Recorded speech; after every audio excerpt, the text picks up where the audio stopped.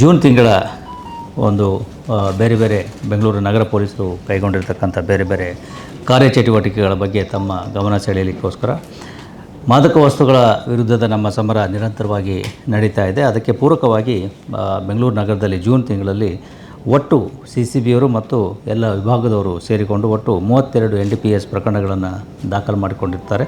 ಅದರಲ್ಲಿ 45 ವ್ಯಕ್ತಿಗಳನ್ನು ಬಂಧಿಸಲಾಗಿದೆ. ಅವುಗಳಲ್ಲಿ 3 ಜನ ವಿದೇಶಿಯರು ಕೂಡ ಇದ್ದಾರೆ.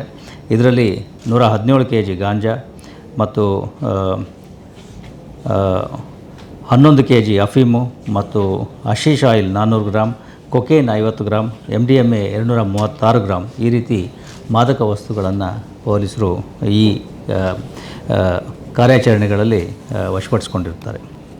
ಅದೇ ರೀತಿಯಾಗಿ ಇತರ ಕಾನೂನು ಬಾಹಿರ ಚಟುವಟಿಕೆಗಳು, ಸಮಾಜಘಾತುಕ ಚಟುವಟಿಕೆಗಳಿಗೆ ಸಂಬಂಧಿಸಿದಂತೆ ಅದು ಮಟ್ಕ ಇರ್ಬೋದು, ಗ್ಯಾಮ್ಲಿಂಗ್ ಇರ್ಬೋದು, ಕ್ರಿಕೆಟ್ ಬೆಟ್ಟಿಂಗ್ ಇರ್ಬೋದು, ಎಕ್ಸಾಬಿಟೆಂಟ್ ಇಂಟ್ರೆಸ್ಟ್ ಇರ್ಬೋದು, ಈ ರೀತಿಯ ಬೇರೆ ಬೇರೆ ಪ್ರಕರಣಗಳಿಗೆ ಸಂಬಂಧಪಟ್ಟ ಹಾಗೆ ಬೆಂಗಳೂರು ನಗರದಲ್ಲಿ ಒಟ್ಟು 179 ಪ್ರಕರಣಗಳು ಜೂನ್ ತಿಂಗಳಲ್ಲಿ ದಾಖಲಾಗಿದ್ದಾವೆ. ಹಾಗೂ 324 ಆರೋಪಿಗಳನ್ನು ಈ 179 ಪ್ರಕರಣಗಳಿಗೆ ಸಂಬಂಧಿಸಿದಂತೆ ಪೊಲೀಸರು ಬಂಧಿಸಿರುತ್ತಾರೆ. ಮುಂಜಾಗ್ರತಾ ಕ್ರಮದ ಅಡಿಯಲ್ಲಿ ಅನೇಕ ಕ್ರಮಗಳನ್ನು ಪೊಲೀಸರು ಕೈಗೊಂಡಿದ್ದಾರೆ. ಒಟ್ಟು 185 ಈ ರೀತಿಯ ಮುಂಜಾಗ್ರತಾ ಕ್ರಮಗಳನ್ನು ದಾಖಲಿಸಲಾಗಿದೆ.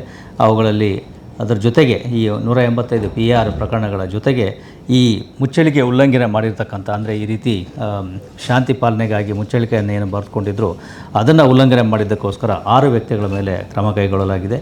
ಆ 6 ವ್ಯಕ್ತಿಗಳಲ್ಲಿ 3 ವ್ಯಕ್ತಿಗಳಿಂದ 40,000 ಬಾಂಡ್ ತೆಗೆದುಕೊಂಡಿದ್ದರೆ, ಇನ್ನೂ 3 ವ್ಯಕ್ತಿಗಳನ್ನು ನ್ಯಾಯಾಂಗ ಬಂಧನಕ್ಕೆ ಒಪ್ಪಿಸಲಾಗಿದೆ.